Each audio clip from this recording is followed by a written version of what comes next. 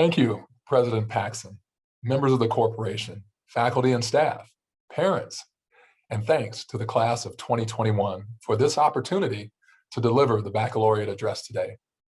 As a former trustee and fellow, I've had the privilege of sitting with graduating classes in the pews of First Baptist Church.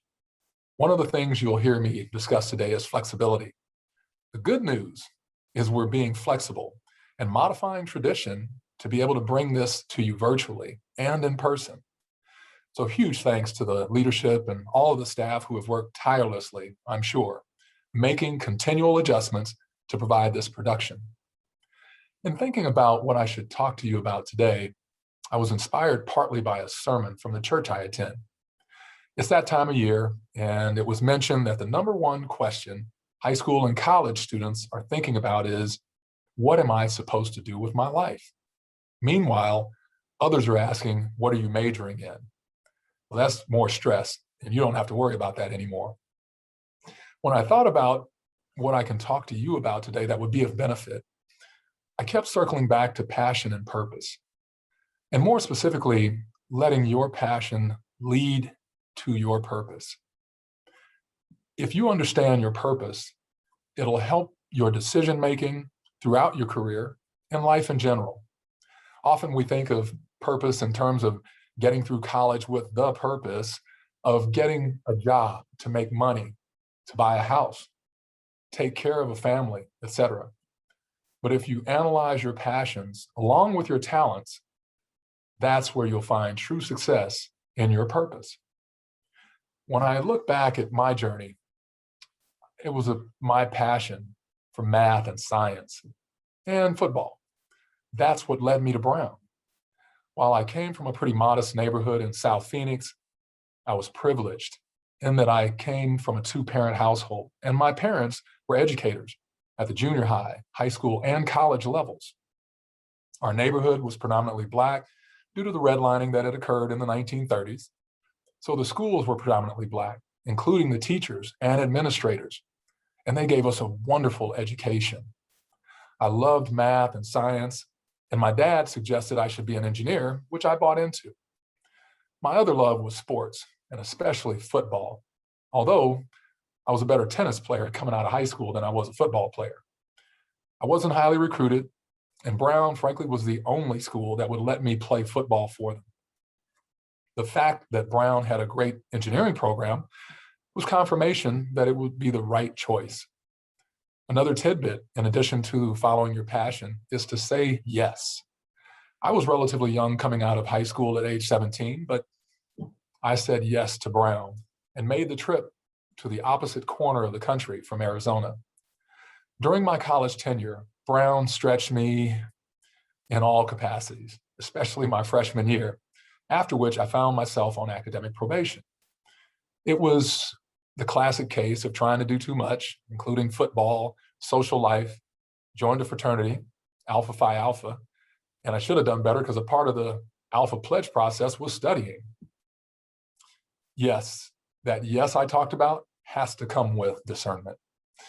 By the way, shout out to our local Alpha Gamma chapter of Alpha Phi Alpha fraternity, a predominantly Black fraternity that I joined at Brown in spring of '79, as I was aligned with their objective of academic excellence and public service.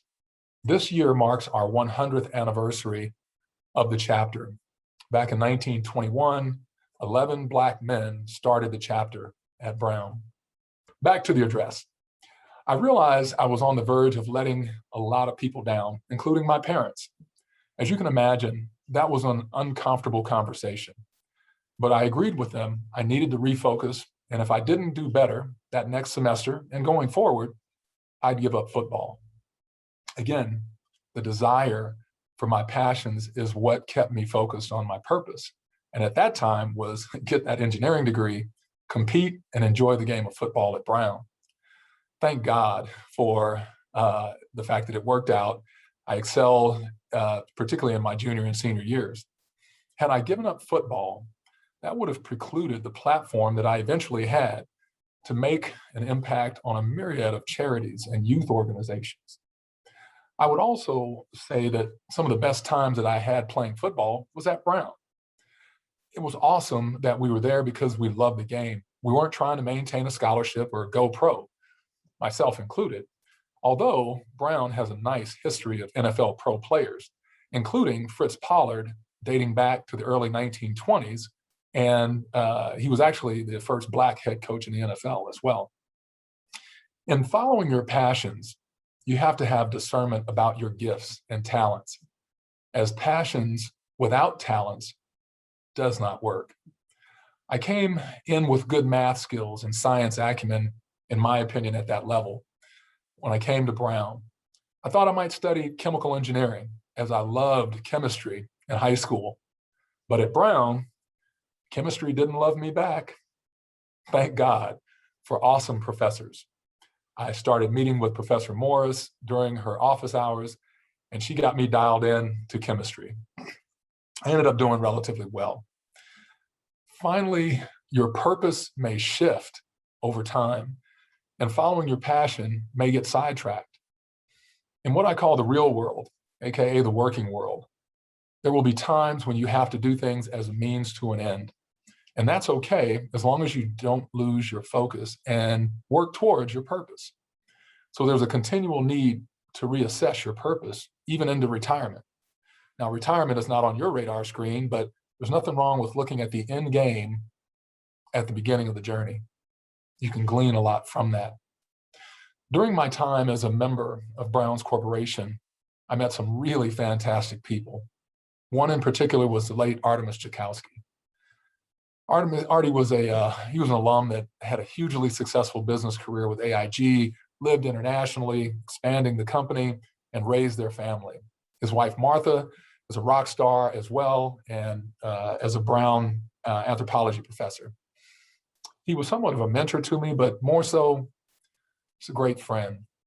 He and Martha were extremely passionate about Brown. Our students, especially our student athletes.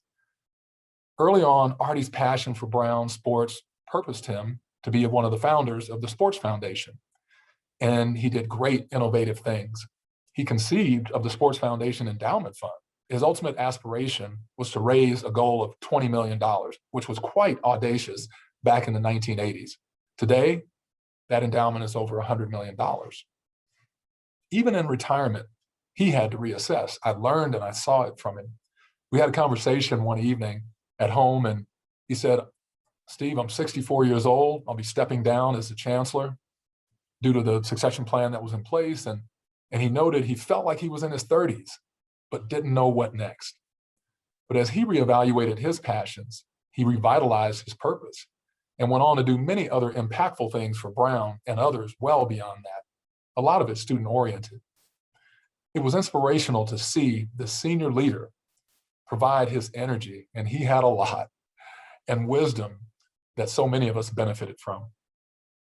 And looking back at my career, I can see where my passions pulled me into different areas, not only in the NFL, but the business side, through the union, to affect change for player safety, mental health, concussion issues. Also, in assessing your passions throughout your career, don't be afraid to say yes to a pivot in your career direction, of course, with discernment. That's similar to my story. Most of my career has been in construction management, real estate development. And then I pivoted into HR with a focus on diversity, equity, and inclusion due to my passion to educate and work to ameliorate the disparities in our often male-dominated industries. I give you these thoughts on passion and purpose as tools to help navigate your career, as your job prospects will be more varied than any other generation to date. For you, Gen Zs, studies indicate that you'll change your jobs 15 to 20 times in your career, some of which are jobs that haven't even been created yet as of today. I submit to you that this class is probably the most uniquely qualified to tackle the issues of the world because of your ability to be flexible, resilient, and perform at high levels, regardless of the circumstances. Last year and a half would be indicative of that. Racial tensions in America are at a high level. Social justice issues continue to be challenging, if not devastating. And while the guilty verdict in George Floyd's murder trial was a tremendous milestone in our nation's history, there is still so much work to be done. This class of 2021 will have opportunities to bring your talents and purposes to bear on our societal issues. And we look forward to your efforts and success in all of your endeavors.